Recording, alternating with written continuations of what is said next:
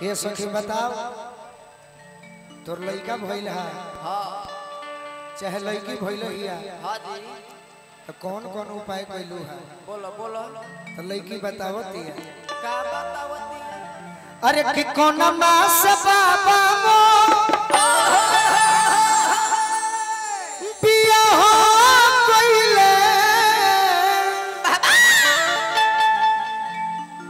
अरे कौन मास विदा कैले हो चापुर चापुर ए ललना ए ललना ए ललना कवन मसे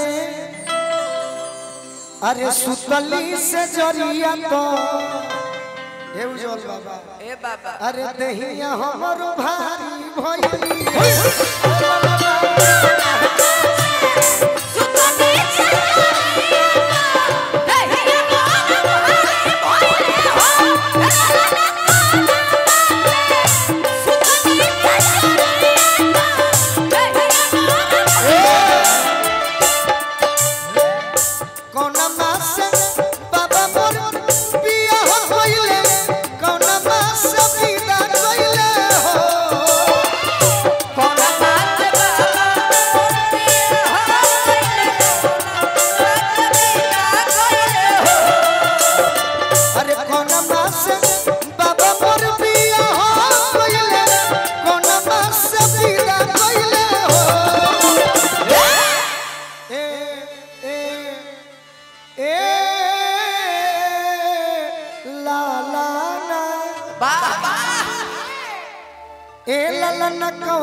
से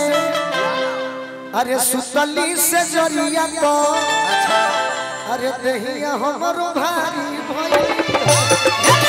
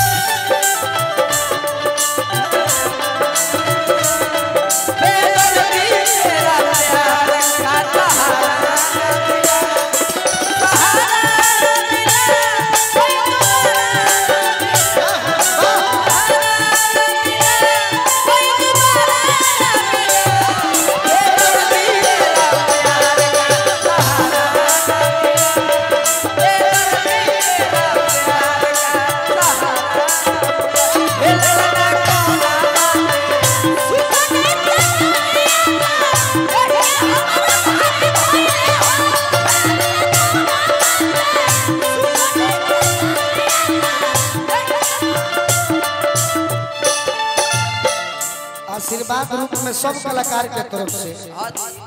हम ये कहवे आधे खाती पनवानियो नबुनी पापर सुतवरिया नियम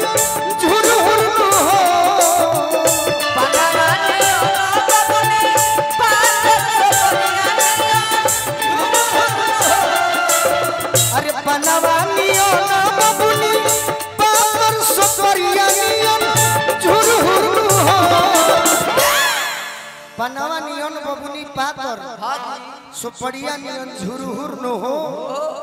ए ललना फूलावा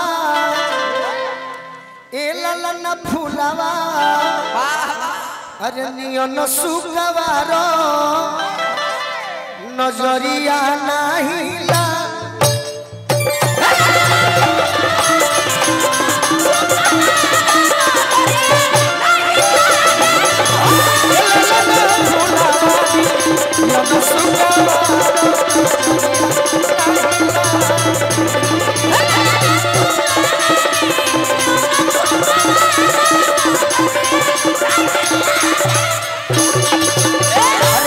बाबा मोर पिया हो पहिले कौन मास पिता पहिले हो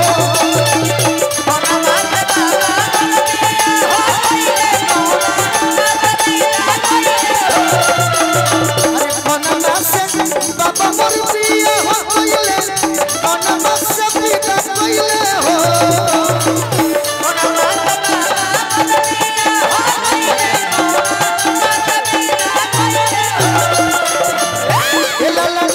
ए ललना कौना से सुतली से जरिया को दहिया